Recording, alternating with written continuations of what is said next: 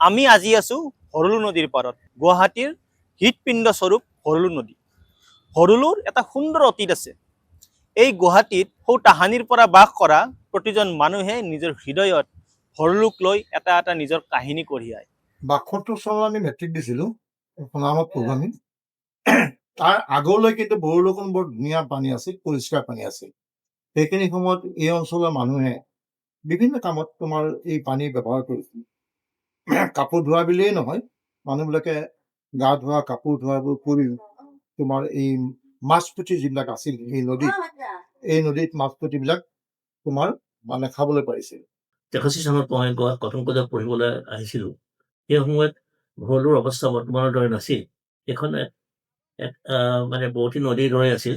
আৰু যিসকল অগ্ৰজসকলেও কয় যে এই নদীত তেওঁলোকে সাঁতুৰি নাদিছিল, তেওঁলোকে জাল মাৰিছিল, তেওঁলোকে নাও চলাইছিল। গতিকে এখন বহুতী নদী আছিল। ভৰলু নদীখনৰ মই নিজে যেতিয়া 72 আৰ্য বিদ্যাপীঠ কলেজত পঢ়োঁ, ভৰলুৰ পাৰে পাৰে আমি যাওঁ। আৰু তেতিয়া কিন্তু পানী ইমান অপৰিষ্কাৰ নাছিল, আৰু একেবাৰে নৈখনৰ ঠিক পাৰলৈকে এই ডাঙৰ ডাঙৰ কনষ্ট্ৰাকশ্যন ৱাল চোৱাল এইবিলাক অহা নাছিল। এইবিলাক অলপ মুকলি ঠাই আছিল।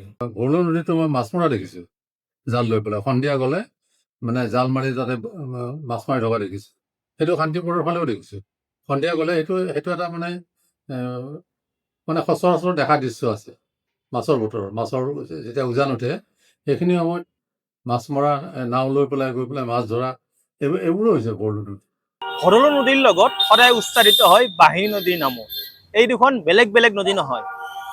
বাহিনী নদীখন বৈ আহিছে মেঘালয়ৰ পৰা বেলতলা হৈ গণেশগুৰিৰ পৰা আৰজিপুৰা ৰোডৰ কাষে কাষে বাহিনী নদীখন আহি আৰজিপুৰা ৰোডত অৱস্থিত জোনালী পইণ্টত এইটো এটা ভাঁজ লৈছে, আৰু তাৰ পৰাই আৰম্ভ হৈছে ভৰলু নদীৰ যাত্ৰা।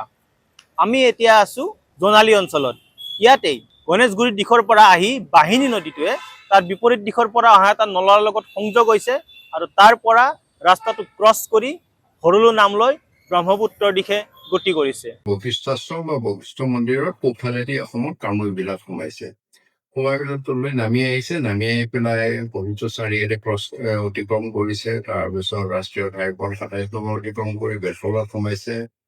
বেলতলাৰ পৰা জয়ানগৰ, কৃষ্ণনগৰ, সৌৰভ নগৰ, তাৰপিছত ৰুক্মিণী গাঁৱত সোমাইছে। ৰুক্মিণী গাঁৱত সেইখিনিতে টমৰা সত্ৰৰ ওচৰত যিটো গুৱাহাটী শ্বিলং ৰোড বা 80 ৰোড বুলি কয়, সেইটো অতিক্ৰম কৰি ইটো চাইডলৈ আহিছে। আহি পেলাই সেই ৰাস্তাটো প্ৰায় সমান্তৰাল গৈ একেবাৰে গণেশগুৰিৰ ওচৰ পাইছেগৈ, আৰু গণেশগুৰিৰ ওচৰ পোৱাৰ আগে আগে উত্তৰলৈ ঘূৰিছে, উত্তৰ চাইডলৈ। উত্তৰ দিশলৈ ঘূৰি একেবাৰে চিৰিয়াখানা পাইছেগৈ। চিৰিয়াখানাৰ নামটো সলনি হৈ ভৰলু হৈছে। তাৰ আগলৈ কিন্তু বাহিনীখনে ভৰলু হৈছে চিৰিয়াখানা। তাৰ পৰা আগলৈ গৈ পেলাই জোনালী পইণ্ট যিটো বাছ ষ্টপ আছে, তাতে ৰাধা গোবিন্দ বৰুৱা পথটো অতিক্ৰম কৰি পেলাই তৰুণনগৰত সোমাইছে। তাৰপিছত নবীন নগৰ, অনিল নগৰৰ পিছত ৰাজগড় অতিক্ৰম কৰি পেলাই লাচিত নগৰত সোমাইছে। তাত নদীখন আকৌ এইবাৰ দক্ষিণ ফাললৈ ঘূৰিছে। আকৌ তাত 80 ৰোড বা গুৱাহাটী শ্বিলঙতো অতিক্ৰম কৰিছে। কৰি পেলাই সেইখিনিতে আছে মুক্তি যুঁজাৰু পথ। সেইটোৰ কাষে কাষে গৈ পেলাই ৰূপনগৰ, বেলুবাৰী, উত্তৰাপৰে গৈ পেলাই উলুবাৰী ক্ৰছ কৰিছে। তাৰপিছত ৰেংবাৰী অতিক্ৰম কৰি পেলাই আৰ্যনগৰ পাইছে। আগতে চেৰাপতি বুলি কৈছিলে। তাৰপিছত আগলৈ গৈ পেলাই সেইখিনি আনগাঁও সোমাইছে, বিষ্ণুপুৰ পাইছে। তাৰপিছত কুমাৰ পৰা পাই পেলাই সেইখিনিতে এটা কাণ্ড হৈছে। সেই ভৰলুৰ পৰা এটা সোঁত লম্বভাৱে সমকোণত দক্ষিণ ফাললৈ ওলাই গৈছে, পাতি গৈছে, আৰু সেইটো বাকী লাম্বাৰীৰ মাজেৰে গৈ পেলাই মৰা ভৰলু নাম লৈ ওলাই গৈছে। গৈ পেলাই ISBTৰ ওচৰত সেই পূব ফালৰ পৰা বশিষ্ঠ নদীখন আহিছে। বশিষ্ঠ নদীখন হৈছে আকৌ সন্ধ্যা, ললিতা, কান্তা নামৰ 3টা প্ৰাকৃতিক জুৰিৰ সমষ্টি। সেই জুৰিকেইটা বা ঝৰ্ণাকেইটা বশিষ্ঠ মন্দিৰৰ পৰা বৈ আহিছে, ওলাইছে সেই মেঘালয়ৰ পাহাৰৰ পৰাই। সেই বশিষ্ঠ নদীত লগ লাগিছে মৰাভৰলুখন ISBTৰ ওচৰত। লগ লাগি নাম লৈছে পামহি নাম লৈ পেলাই যিটো ৰাষ্ট্ৰীয় ঘাইপথ আছে ২৭ নম্বৰ, সেইটো অতিক্ৰম কৰি পেলাই গড়চুকত সোমাইছে। গড়চুকত পশ্চিম ফাললৈ ঘূৰি এই পামহি অঞ্চলৰ মাজেৰে গৈ পেলাই দ্বীপৰ বিলত পৰিছে। আৰু ইফালে কুমাৰপাৰাৰ পৰা মেইন ভৰলুখন পশ্চিমলৈ বৈ গৈছে। তাতে গোয়েকা নাৰ্ছিং হোমৰ ওচৰত শান্তিপুৰত উত্তৰলৈ ঘূৰিছে, প্ৰাগজ্যোতিষলৈ নৰাগুৰি গৈ পেলাই ভৰলুমুখত পৰিছে। কিন্তু আজিৰ তাৰিখত, আজিৰ সময়ত ভৰলু অস্পৃশ্য। অন্তত অসমত আজি কোনেও ভৰলুক লৈ ৰোমান্টিক কবিতা নিলিখে, ৰোমান্টিচিজমত নুভোগে। কাৰণ এই গুৱাহাটী মহানগৰী, উত্তৰ পূবৰ দুৱাৰমুখ স্বৰূপ এই গুৱাহাটী মহানগৰখনক নিৰ্মাণ কৰাৰ নামত আমি অসমৰ ৰাইজে, অসমৰ ব্যৱস্থাই এই ভৰলু নদীখনক টেটু চিপি হত্যা কৰিলে আৰু আজি এই অৱস্থা। আমি সকলোৱে অভিযোগ কৰোঁ, ভৰলুৱে গুৱাহাটীৰ বানপানীৰ অন্যতম কাৰক। কিন্তু গুৱাহাটীৰ বানপানীৰ আচল কাৰকটোৱে হৈছে ভৰলুক নিৰ্মমভাৱে হত্যা কৰা কাৰ্য, ভৰলুৰ ধ্বংসযোগ্য। ৮৫ চনৰ পিছৰ পৰা মানে এই ভৰলুৰ অৱক্ষয়টো আৰম্ভ হৈছে। আৰম্ভ কেনেকে হ'ল, মানুহে খুব জাবৰ পেলাবলৈ ল'লে। আৰু এতিয়া যিটো গুৱাহাটী পৌৰ নিগমৰ জাবৰ সংগ্ৰহ কৰাৰ পদ্ধতি চিষ্টেম আছিলে, তেতিয়া সেইবিলাক নাছিলে। গুৱাহাটীত বহুত আহল বহল জেগা আছিলে, খালী ঠাই আছিলে। আৰু গুৱাহাটী ৰিফাইনাৰী যিটো মেচিন ধোৱাৰ কিবা পানী ওলাই, এফ্লুৱেণ্ট বুলি কয়, সেই পানীখিনি আনি এটা নলাৰে পৰা এই জোনালীৰ ওচৰতে সেই বাহিৰত পেলাই দিছিলে। সেই তেনেকে তাৰ পানীটো দূষিত হ'ল, মাছবিলাক খাব নোৱাৰা হ'ল। এটা সময়ত গৈ ৮০ দশকৰ শেষৰ ফালে এইখন আৰু নদী নহয়, মানে নলা হৈ গ'লগৈ। মানে জাবৰ পেলোৱা নলা, তাৰপিছত আমাৰ ঘৰৰ বাথৰুম, তাৰপিছত লেট্ৰিন টয়লেটৰ পৰা যিবিলাক পানী আহে, সেইবিলাক আহি তেওঁলোকৰ তথ্য মতে পৌৰ নিগমৰ ৩৩০টাতকৈ সৰু ডাঙৰ নলাই আহি পেলাই তাত সেই লেতেৰা পানীবিলাক পলাই, যিটো চিৱেজ বুলি কয় বা বৰ্জ্য পানী। গতিকে সেইবিলাক আহি পৰে, মানুহে জাবৰ পেলাই। গতিকে ভৰলুখন এটা সময়ত একেবাৰে এই জাবৰ বহনকাৰী বা চিৱেজ বহনকাৰী নলাৰ নিচিনা হৈ গ'ল, আৰু এতিয়াও তেনেকুৱা আছে। এতিয়া ক'বলৈ বাকী নাই, ভৰলু নদী হিচাপে ভৰলু নাই। ভৰলু নদী এটা কোনোবা জেগাত দেখিব ৪০ ফুট, কোনোবা জেগাত ৪৫ ফুট পৰ্যন্ত বহল আছে, আৰু ক'ৰবাত গৈ এতিয়া ১০ ফুটো নাই। আপুনি জোনালীত থিয় হওক, থিয় হৈ পেলাই পশ্চিম ফালে তৰুণনগৰ ফালে চাওক, কিমান বহল, কমেও ৪০ ফুট হ'ব। বাওঁফালে চাওক কিমান বহল, মাত্ৰ ১৫ ফুট মান হ'ব, ১২-১৫। কেনেকে হ'বলৈ পালে? এখন নদী ৰাস্তাটো ক্ৰছ কৰি কেনেকে ডাবল হৈ গ'ল, দুগুণ কেনেকে হৈ গ'ল? তাৰমানে এইটো চাইডে গণ্ডগোল হৈছে। আৰু সেইবিলাক ফৰেষ্ট ডিপাৰ্টমেণ্টৰ মাটি আছিলে, আগত ফলক আছিলে, ফৰেষ্ট ডিপাৰ্টমেণ্টৰ জাননী লিখা আছিলে। মানে সেইবিলাক মানুহে কেনেকে অধিকাৰ কৰিবলৈ পাৰে, দখল কৰিবলৈ পাৰে? গতিকে এইবিলাক চৰকাৰে এইবিলাক অলপ তদন্ত কৰক, উলিয়াওক, নদীখন বহল কৰক। আমি এতিয়া আছো বেলতলা বজাৰ অঞ্চলত। গুৱাহাটীৰ এখন অন্যতম বজাৰ, গুৱাহাটীৰ এটা অন্যতম ব্যস্ত অঞ্চল। আৰু এই অঞ্চলটোৰ মাজেৰেই, এই বজাৰখনৰ মাজেৰেই পাৰ হৈ গৈছে বাহিনী নদী। মেঘালয়ৰ পৰা ওলাই আহি বাহিনী নদীটোৱে এই অঞ্চলৰ মাজেদি গৈ GS ৰোড পাইছেগৈ। আৰু ইয়াতেই বাহিনীখন এখন পূৰ্ণাংগ নদীৰ পৰা এটা নলালৈ পৰ্যবসিত হৈছে। কিন্তু ২০০৪ চনত এই গুৱাহাটীৰ পূব ভাগত বহুদিন দুদিনলৈকে বৰষুণ হৈ পেলাই বানপানী হয়। তেতিয়া চৰকাৰৰ বিশেষজ্ঞসকলে তেওঁলোকে মানে বাহিনী নদীখন ট্ৰেক কৰি অনুসৰণ কৰি পেলাই গৈ পেলাই বশিষ্ঠ চাৰিআলিৰ ওচৰত দেখিল যে ফেন ফুটুকাৰে নদীৰ পানী আহি আছে। গতিকে তেওঁলোকে ভাবিলে যে বানপানীৰ কাৰণে বাহিনী নদী। সেইকাৰণে তাত এটা কালী মন্দিৰ আছে নতুন বজাৰ, সেই কালী মন্দিৰৰ ওচৰতে তেওঁলোকে এখন শ্লুইচ গেট বহুৱালে। আৰু অকল শ্লুইচ গেট বহুৱাই নহয়, তেওঁলোকে প্ৰায় ৩০-৪০ ফুট জেগা বাহিনী নদীখন মাটিৰে পুতি পেলালে। বেলতলা পাৰ হৈ, বেলতলা চাৰিআলি পাৰ হৈ অলপ আগতে এখন কালী মন্দিৰ, কালী মন্দিৰৰ ওচৰতে এটা শ্লুইচ গেট আছে। সেই শ্লুইচ গেটটো কি হ'ল, নদীখনক বন্ধ কৰি দিলে। নদীখন বন্ধ কৰি দিলে মানে মাটি পুতি নদীখন বন্ধ কৰি দিলে। আমি এতিয়া আছো টংৰা সত্ৰৰ ওচৰত, ৰুক্মিণী গাঁও অঞ্চলত। ইয়াতেই ডাঙৰকৈ এজাক বৰষুণ দিলেই বাহিনী নদীখন উফন্দি উঠি পেলাই গোটেই অঞ্চলটো বানপানীত ডুব যায়। আৰু এয়া হৈছে জীৰ্ণ শীৰ্ণ বাহিনী নৈ। জনাঞ্চলৰ মাজে মাজে ঠেকা খুন্দা খাই খাই মানুহৰ অত্যাচাৰৰ বলি হৈ এনেকৈ বৈ গৈছে বাহিনী নৈ। আৰু এই অকমানি নদীটোৰেই এজাক বৰষুণ দিলেই মেঘালয়ৰ পৰা নামি আহে পানীৰ ঢল। এটা সময়ত এইখন পৰিপূৰ্ণ নদী আছিল, কিন্তু মানুহৰ অত্যাচাৰত এইখন আজি এটা নলালৈ ৰূপান্তৰিত হৈছে। ভৰলু আৰু বাহিনী নদীৰ সোণোৱালী অতীতৰ বিষয়ে আমি শুনিলো ভৰলুৰ মৃত্যু যন্ত্ৰণাৰ কথা। কিন্তু এই সুন্দৰ নদী দুখনক পুনৰ জীৱন দিয়াৰ এতিয়াও কিবা সুযোগ আছেনে? এই দুখন নদীয়ে আকৌ সৌ তাহানিৰ নিচিনাকৈ পূৰ্ণাংগ ৰূপত বৈ যাবলৈ সক্ষম হ'বনে?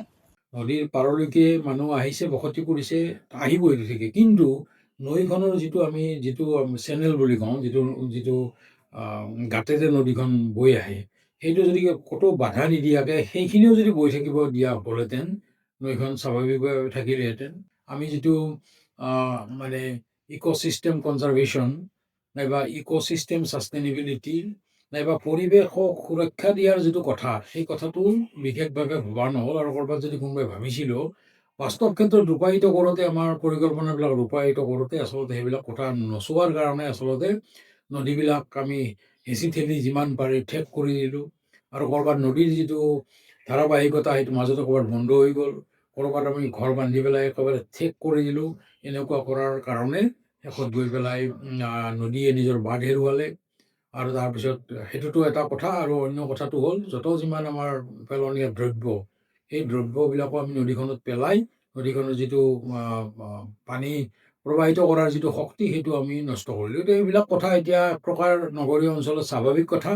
অস্বাভাৱিক কথাটো হ'ল যে এইটো পৰিকল্পিতভাৱে ইয়াক কেনেকুৱাকৈ সঠিক কৰি ৰাখিব পাৰি। এতিয়াও আমাৰ সুবিধা নোহোৱা নাই, এতিয়াও সুবিধা আছে।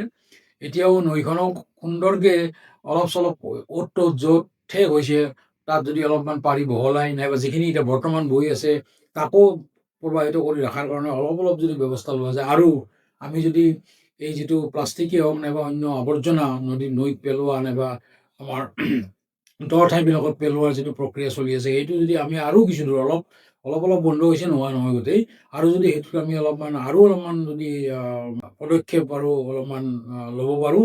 যিবিলাক অথৰিটিয়ে এনেকুৱাবিলাক কাম কৰিবলৈ হাতত দায়িত্ব দিয়া হয়, সেই অথৰিটিবিলাকে চৰকাৰী কাম বুলি যদি অকল এৰাধৰা মনোভাৱে কৰে, আন্তৰিকতা নকৰে বা নিষ্ঠাৰে নকৰে, তেতিয়াহ'লে ইয়াত সুফল পোৱা নাযাব।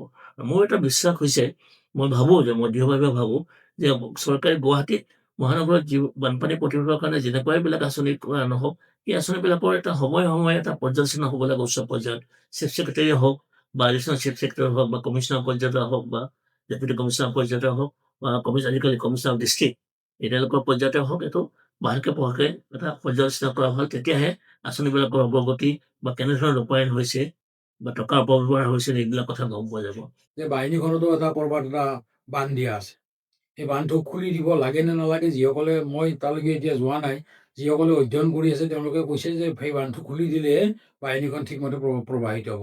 আৰু খুলি দিব লাগিলেও আকৌ খুলি দিলে সুবিধা হ'ব কি সেইখিনি ভালকৈ অধ্যয়ন কৰিব লাগিব। গতিকে এইটো বাহিনীখন স্বাভাৱিক নদী, আৰু আমাৰ সেইফালে বশিষ্ঠ, এইবিলাক অতি স্বাভাৱিক নদী সুঁতি, আৰু এইবিলাক স্বাভাৱিকভাৱে বৈ আহিছিলে। এতিয়াও তাৰ স্বাভাৱিক গতি 30% মান এতিয়াও আছে। বাকী 70%, 60% অ'ত ত'ত অলপ অসুবিধা হৈছে। সেইখিনি কিন্তু অলপমান ইতিমধ্যে কিছু চেষ্টা কৰা হৈছিলেও, সেইখিনি যদি অলপ চেষ্টা কৰা যায়, আৰু মানুহো যদি নৈ পাৰে যিখিনি মানুহ আছে অলপ হ'লেও সচেতন হয় যে আমি নদীখনত যিমান দূৰ পাৰোঁ জাবৰ জোঁথৰ নেপেলাওঁ বুলি, আৰু আকৌ মানুহক কিন্তু স্বাধীনতা দি পেলাই এৰি দিলে নহ'ব। তাৰ ওপৰত কিন্তু এটা সাংঘাতিক ধৰণৰ এটা ব্যৱস্থা ল'ব লাগিব। ব্যৱস্থা যদি লোৱা যায়, মই ভাবোঁ যথেষ্ট পৰিমাণে সেইটো আমি পুনৰুদ্ধাৰ কৰিব পাৰিম। বস্তুটো হাতে কামে লাগিলে, ৰাইজে আৰু যদি প্ৰশাসনে লগ লাগে, এটা সেই সমস্যাটোৰ উত্তৰ এটা নিশ্চয় উলিয়াব পাৰিব। কিন্তু এটা কথা হ'ব, মই বৰ্তমান যিটো দেখিছোঁ, তাত মানে মানুহৰ বসতি নাইবা তাত নিৰ্মাণ কাৰ্য ইমানেই হৈছে, ক'ৰবাত যদি কম্পেনচেশ্যন দিবলগীয়া হয়, মানুহ ক্ষতিপূৰণ দিবলগীয়া হয়, যথেষ্ট টকা পইচা খৰচ কৰিব লাগিব। কিন্তু মোৰ মতে গুৱাহাটী মহানগৰখন যিহেতু আমাৰ গোটেই উত্তৰ পূৰ্বাঞ্চলৰ প্ৰৱেশদ্বাৰস্বৰূপ, আৰু এতিয়া এনেকুৱা এটা তাৰ ভূমিকা আছে, তাৰ এনেকুৱা এটা মানে আৰবান ফ'ৰ্চ বুলি আমি যিটো কওঁ, এনেকুৱা শক্তি আছে, সেইটো শক্তিৰ তুলনাত যিটো ইনভেষ্টমেণ্ট আমাৰ হ'ব, সেই ইনভেষ্টমেণ্টটো আমি যিটো ধন বিনিয়োগ কৰিম, সেইটো খুব ডাঙৰ কথা একো নহয়। কিন্তু ধন বিনিয়োগ নকৰিলে এইবিলাক কথাৰ পৰা মানে আমি মানে নিৰাময় কৰাটো সহজ কথা নহ'ব। আৰু স্যাৰ, এতিয়া ভৰলুৰ যিটো গাৰ্ডৱাল দিছে, গাৰ্ডৱালটো দি পেলাই নদীখন মানে এইটো কিমান দূৰ ভাল হৈছে? মানে সেইবিলাক ক্ষেত্ৰত আচলতে মানে এটা ক্ষণস্থায়ী ব্যৱস্থা, তাৰমানে কোনোবা এখন ঠাইত এটা ব্যৱস্থা ল'লে, কোনোবা ঠাইত লোৱা নাই। সেইবোৰ আচলতে মাষ্টাৰ প্লেন সেইকাৰণে লাগে। আচলতে নদীখনৰ ওঠৰ পৰা মোহনালৈকে যদি গোটেইখিনি মানে সন্মুখত লৈ পেলাই যদি পৰিকল্পনা নকৰি পেলাই, ক'ৰবাত বোলে এইখিনি ভৰলুৰ মুখৰ এইখিনি আমাৰ কিবা এটা সমস্যা আছে সমাধানটো ইয়াতে কৰি দিম বুলি ভাবিছোঁ, অন্য কথা নভবাকে। নৈ এখনৰ মানে পাৰত অলপ মুকলি ঠাই লাগিব। এতিয়া আমি ভূটানত দেখিছোঁ থিম্পু যিখন নদী, থিম্পু মানে ৰাজধানীৰ মাজেৰে বৈ গৈছে।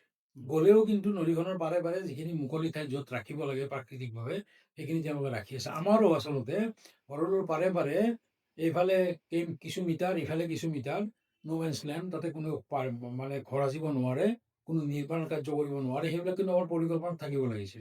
থাকিলে নহ'লহেঁতেন। এতিয়া আমিতো আৰু নাথাকিল কিবা কাৰণে সেইটো কথা কৈ লাভ নাই। এতিয়াও যদি অলপমান নৈৰ পাৰে পাৰে যদি ক'ৰবাত ঠাই উলিয়াব পাৰি, অলপ চলপ যদি পাৰি উলিয়াব, সেইবিলাক উলিয়াই পেলাই সেইবিলাক নদীখনৰ আয়ত্তলৈকে সেই ঠাইবিলাকো যদি লৈ অহা যায়, সেইবিলাকো এটা সমাধানৰ ভিতৰতে সৰু সৰু কথা।